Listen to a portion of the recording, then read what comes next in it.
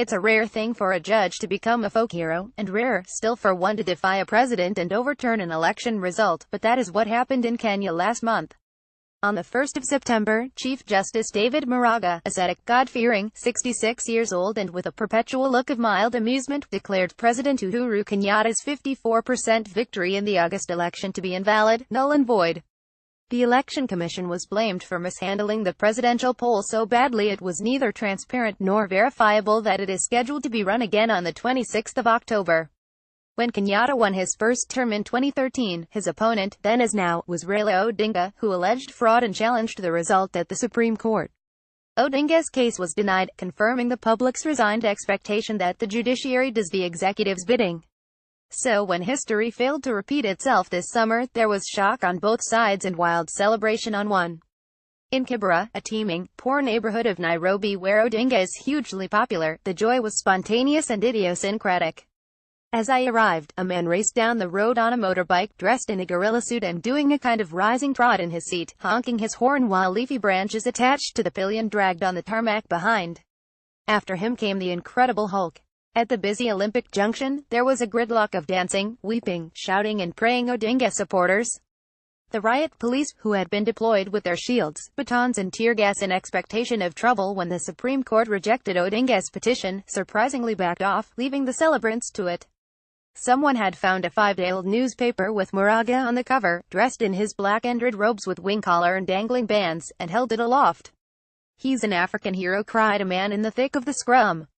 "Maraga is a great man," a woman told me as she marched by. Outside Kenya, too, the decision by Maraga and his 5 fellow judges was praised.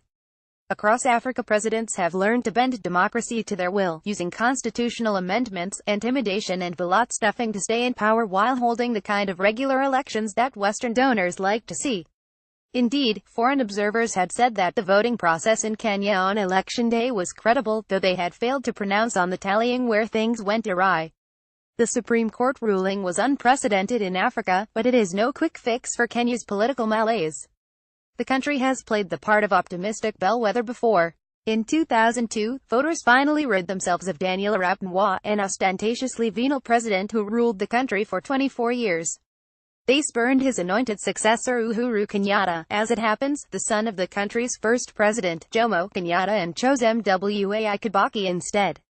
Kenyans hoped that they had at last escaped the cycle of graft and tribalism. But corruption came to define Kibaki's 2 terms and the political violence that followed his disputed 2007 re-election, in which more than 1,100 people died, scarred his presidency. The people who took us almost to the brink in 200,708 were the same guys who had stood up against Moi and said all those good things, and then behaved really atrociously, says Patrick Gathera, a cartoonist and curator of the online magazine The Elephant, whose blog astutely observes Kenyan mores.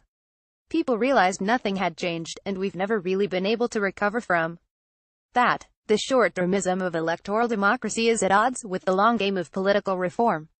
Few look fondly on the Kibaki years, but it was during his second term that Kenya got the new constitution, in 2010. It was designed to address the winner-takes-all nature of presidential politics and, in both 2013 and this year, has shown signs of doing so, and it laid the foundation for the Supreme Court's power to annul the election. In Kenyan politics, however, hope is fleeting. After the initial surprise and exuberance, the response to the court ruling has proved partisan, pushing Kenya into deeper crisis. Odinga, who is 72, insisted that election officials be sacked and on the 10th of October withdrew from the rerun when his demands were not met. He hopes to force a cancellation of the vote, rather than it going ahead without him. For his part, Kenyatta feels cheated by unelected, unaccountable judges. As longtime rivals and political leaders of their respective communities, Kenyatta for the Kikayus and Odinga for the Luas, both men are drawing from deep wells of ethnic and personal anger. Their rhetoric since the court decision has become increasingly belligerent and dangerously divisive in a nation where political battles are often fought along tribal lines. Since August, firebrands on both sides have been charged with hate speech. Diplomats in Nairobi are more wary of potential violence now than they were ahead of the initial vote, a relatively peaceful election by Kenyan standards in which, nonetheless, around 24 people died. Kenyatta pledged to abide by the court decision and stand for re-election this month, but he has also denounced the judiciary.